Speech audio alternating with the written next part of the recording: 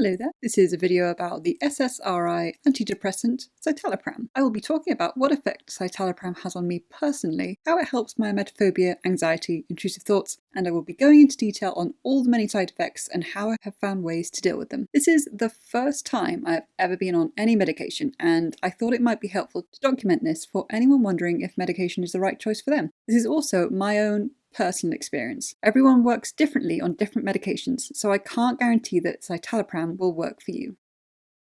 It should be said that medication was always an absolute no for me. I had been recommended it before during one of my rock bottom phases, but because I had heard about medication giving you nausea, and because I'd had such a horrendous time with the contraceptive pill, see my emetophobia story part 2, I was absolutely positive that I did not want to take it. However, down the line, after my second rock bottom, I saw things differently. See my emetophobia story part 7. And I eventually decided on taking medication, just to see what would happen.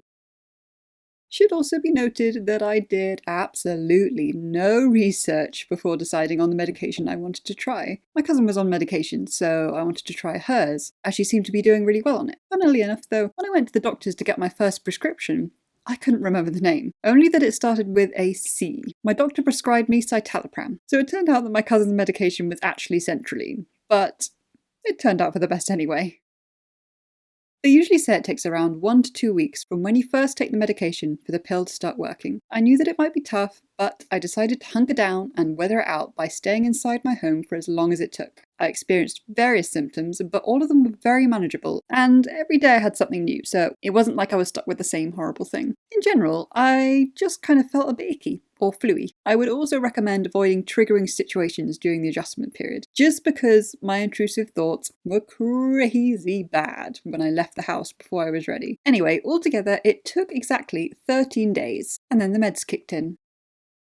What does Citalopram do for me? I say for me in particular because I am very aware that every person's experience on medication is completely different. What is bearable for me could be unbearable for others. I know 2 other people who have taken the same pill, and one had violent nausea and headaches, and the other had massive weight gain.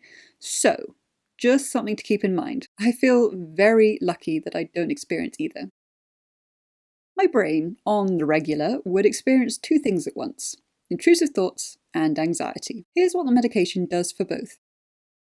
Anxiety. So, usually my anxiety is easily triggered and incredibly high, to the extent that, at my absolute worst, I would usually feel like my brain was imploding, or I was going insane. What the medication does for me is bring down that anxiety, which is incredible. My anxiety that, out of 10, usually runs at a level of 400,000 out of 10, I'm not exaggerating, this is personally how bad it felt, has now been brought down to a more than dealable, extremely safe 5 out of 10. That's as high as it will ever go. I can try pushing it, but it just won't. And because of that, it means that I don't experience panic attacks anymore. It's just not physically possible. Hallelujah! And I'll tell you why this lowered anxiety is a big deal. What medication is, and I have confirmed this with others, is that it acts as a safety net.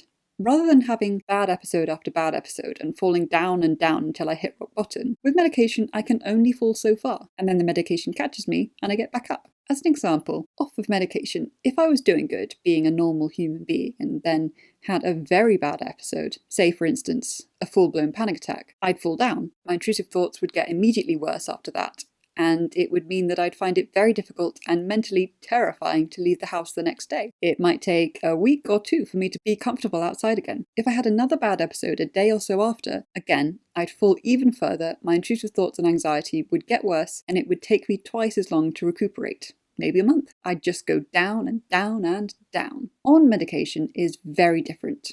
Firstly, bad episodes are actually rare, but if I have a very bad episode, I recover so much quicker. And when I say quicker, rather than a week, it would take me maybe 15 minutes, half an hour. I'd fall down after the bad episode, but then, with the medication, immediately bounce back. Going outside the next day wouldn't be a problem. I wouldn't even think about it. What's interesting is that it affects my anxiety as a whole. So not only does it make my emetophobia so much easier to deal with, but other scenarios that would induce anxiety are now not a problem. Again, I just bounce back. Also, You know, coffee, that thing that people with bad anxiety avoid because it'll only make things worse? Because it increases any anxiety you have? Not a problem. I can now have coffee whenever I want. No anxiety. There is a downside to that in that you don't really feel like you're getting all the coffee benefits. Rather, it just kind of feels like you're having a coffee-flavoured drink, or decaf. But I'm content with it. If I have coffee on an empty stomach, I can also feel pretty out of it, as in dreamlike and woozy, but this quickly goes away when I eat. Intrusive thoughts. On medication, I still experience regular intrusive thoughts all day, every day. Some days they're very quiet and non-intrusive, and sometimes they're incredibly loud and I have to hole up in my bedroom. Although these particular occurrences are actually very rare. I kind of think of my intrusive thoughts like this. I imagine I'm driving a car, whereas before the medication, my intrusive thoughts would be smeared all over the windshield, coming in through the window, taking over the inside of the car, smothering me, all-consuming. I wouldn't be able to see where I was driving, the car would be careering everywhere, I'd be screaming, completely out of control, etc. Now, with the medication, they're still there, but more often than not, they're packed away in the boot of the car. I can hear them, but they're muffled, and they can't hurt me. On stronger days, they're in the seat behind me. I can hear them chattering away. I'm more aware of them. It's a slight bother, but it doesn't interrupt my driving. I'm still in control of the car. Occasionally, I'll have what I call medication blips, and I'm still trying to work out what causes them. At times like those, I'll have really, really bad intrusive thoughts, and they'll be consuming and attacking of all of my senses. As in, every little thing is triggering. On days like those, I don't really have much choice but to stay in the house and be in my safe zone, as doing anything would be triggering and would only set off more intrusive thoughts. Luckily, as I say, days like these are very rare, and they usually only last 24 hours. When I wake up the next day, everything is back to normal and my head is lovely and quiet. I bounce right back. Now, hold your horses, don't get too excited. It's not a happy pill and there are quite a few repercussions to being on medication. I am referring, of course, to side effects. Specifically, the side effects that I personally experience. Again, someone else could have a totally different experience. My side effects. I will preface this by saying that the side effects I have are personally dealable. I can deal with them just fine, and through keeping a medication journal, absolutely do this, it will help so much. I've found ways to cope with each side effect, to help make things easier. I've become so accustomed to them now that I barely even notice them. They're just a part of me. Right. Prepare yourself. Restless sleep. So much so that I almost always remember my dreams, so it never feels like I've completely gone to sleep. Sounds fun, but it's not the greatest. My dreams are always stressful, confusing, and basically a big smush of everything I've been thinking about. It can also get a little confusing because occasionally I'll dream about doing something, say for instance, replying to someone's text, and then not do it in real life because I've forgotten that I'd only replied to it in my dream. My way of combating my restless sleep is taking my pill around 6-7 p.m. and making sure that I don't have anything sweet before sleep. Also, using an acupressure mat for half an hour before bed makes my sleep much deeper. Also, no naps. I love a nap, but it absolutely makes it worse. Distressing vivid dreams. Occasionally I can get very distressing dreams to do with my worst phobias, being sick and spiders. In my dreams, sometimes I'm sick, sometimes it's someone else. However, with the help of my medication diary, I realised that I would only have these dreams if I was hungry before bed. Something about having an empty stomach seemed to provoke the medication when I was asleep, and associated it with being sick. My way of combating this is to eat something right before bed. I usually go with a piece of toast. Just as long as my belly isn't grumbling. Problem solved. No distressing dreams. Hungry anxiety. This is more of a recent discovery. I do get anxiety blips now and again, where it feels like the medication isn't working, and suddenly my intrusive thoughts are real nasty and distressing. My anxiety pings up and I start to get pitchy again. The only reason I get these blips though is because I'm hungry. Explains the bad dreams, doesn't it? As soon as I have something to eat, everything goes back to normal and I'm fine again. Problem solved. Loud thoughts. I had these particularly during the medication adjustment period. My thoughts were so loud, and the songs that got stuck in my head would be playing at full blast. I remember one evening when they were particularly loud and I had We Are the Champions playing inside my head at full blast as if I was literally at the concert. Stage surround sound, speakers blasting, and on repeat for hours. So that was interesting. My thoughts now are still loud, but once the medication leveled out, they went to a medium volume. so not as loud as the Freddie Mercury night, but much louder than they should be. I found it annoying at first because I never really had any peace, but honestly, I've just gotten used to them now. I can't actually remember what it used to sound like before they were loud. And to be optimistic, it means I have a much clearer view of what my intrusive thoughts are saying. Jaw clenching. Not much to say here other than I have it almost all the time and have to make a proper effort to remember to unclench. Acne. Not what I was expecting, but it's dealable. Before medication, I was lucky enough to have very good skin. I barely ever got spots, and when I did, it was only one at a time. So acne is not something I'm used to. To be fair though, it's not the worst. It could be loads worse, and in that respect, I still consider myself lucky. I have clusters of them on either side of my chin and around my hairline and eyebrows. My skin is bubbly and constantly has a charming layer of shine. Or sweat. The only thing I would really recommend is lavender oil, both washing your face with and neat on the spots when you see them coming up. Sex drive. Yep. It's like a car that's difficult to start. Not completely dead, luckily, but takes a bit to get going. Great when you do get going though. You can stop cringing now. Constipation. So basically, I am always constipated. The upside to this is that I have a window once a day, sometimes every 2 days, in which I can relieve myself. If I miss that window though, if I'm working or out and about, that's it. I don't get another chance that day. The only things that can help besides that is coffee or being nervous. And now, the best side effect of them all, the one that wins everything. Depression. Hooray! I'd never had depression before taking medication, but now I know what it's all about, and my deepest sympathies to anyone who has to deal with it on a regular basis. It is brutal. So personally, this is more to do with the medication messing about with my time of the month. If you're a woman, medication is going to mess around with your time of the month. Just have that in mind. Every month is different. Sometimes it's very heavy depression for 3 days straight. Sometimes it's a slow, quiet build-up over a week. Sometimes all I can do is just lie on my bed and do nothing. Sometimes my brain tells me how ugly I am. Sometimes I feel impossibly lonely with an empty black hole of a void that no one will ever be able to fill.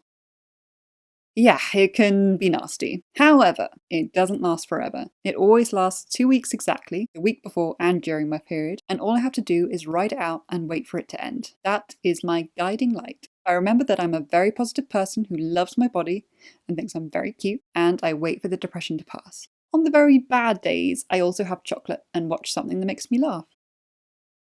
These are the regular side effects I've experienced. As I say, every month is different, so I've had other bits, such as medication high. I love this next one. I had a few months where I had lots of blips of sudden, overwhelming happiness. Like a coffee or sugar high, but without all the anxiety and irritation. Just a pure shot of serotonin happiness. My brain would become like a stand-up comedian and I'd find humour in everything. I'd be giggly and excited and act supremely silly, and I wouldn't care a bit about how silly I looked. I referred to it as a medication high and I loved it, but I haven't had one in a long time now. Nausea, the one you've all been waiting for. I was just super elated to find out that this medication did not cause me nausea. The only times I can get a little nauseous, and again, I found this out with the help of my medication diary, is if I take my medication without food and if I don't drink a lot of water straight after it. So my way of getting around that is I always have my pill right after dinner and I drink a whole glass of water immediately after. The water is very important. I guess it's just about getting the pill through your system as quickly as possible. If you only take a sip of water, or you lie down straight after taking the medication, or you don't relax your stomach muscles, it takes the pill much longer to get through your system and thereby creates nausea because it's dissolving before it can get to where it needs to go. This is a foolproof plan though. Since realizing this and changing the way I take the medication, I've had zero nausea. None. And if I've done all that and still gotten nausea, I've just had a little bit more food and more water and I was fine. Hot flushes. More of a recent one. Does what it says on the tin. I get intense hot flashes occasionally if I overheat, and I feel like a menopausal older woman. I am 26, just to be clear. Depersonalisation. This one requires a bit of back explanation first. So just taking it back a bit, depersonalisation was something I dealt with all the time when I was at my worst off of the medication, and I've noticed that it's a symptom I generally get when I am enduring extremely high anxiety. So to personally describe my experience with it, it's a moment that I suddenly get where it feels might sound a bit bizarre, but I can't think how else to describe it. As though I'm trapped inside a flesh body. I can move its limbs and I can talk through its mouth, but ultimately, I'm just stuck puppeteering this thing. At the same time, it feels like nothing I am witnessing in front of me is real. Like I'm stuck inside a 3D film. My depersonalization would crop up at any time, sometimes several times a day when things were very bad, and was extremely disorientating, especially if I was in the middle of a conversation, because you feel like nothing's real, so why are you still talking? It only lasts about 5 seconds, but within those 5 seconds, it is so real that it feels as though life has always been that way. So, to compare, on the medication, I barely ever get depersonalization. That is amazing. Occasionally I'll get a patch of it, like maybe every couple of months, but when I do get it, it's not as disorientating at all, and I recover so much quicker from it. Whew. It's quite a bit, isn't it? But to me, it's all incredibly doable. It's just part of my life now. And like I said, I'm so used to everything that I mostly forget that I even have side effects. In my personal opinion, from what I've experienced with citalopram, I am incredibly grateful and lucky that the medication helps me. I have never ever been this calm and stable before, and I wish that I'd gone on medication a long time ago. Again though, and I can't stress this enough, this is just my personal experience with citalopram, and I cannot guarantee you the same results. I know plenty of people who have gone on medication and hated it, so please try it at your own discretion if you're considering it. It might do you a lot of good, or it might make you worse. Good luck, my emetophobics. Keep fighting, and if you're still curious, feel free to ask me anything in the comments.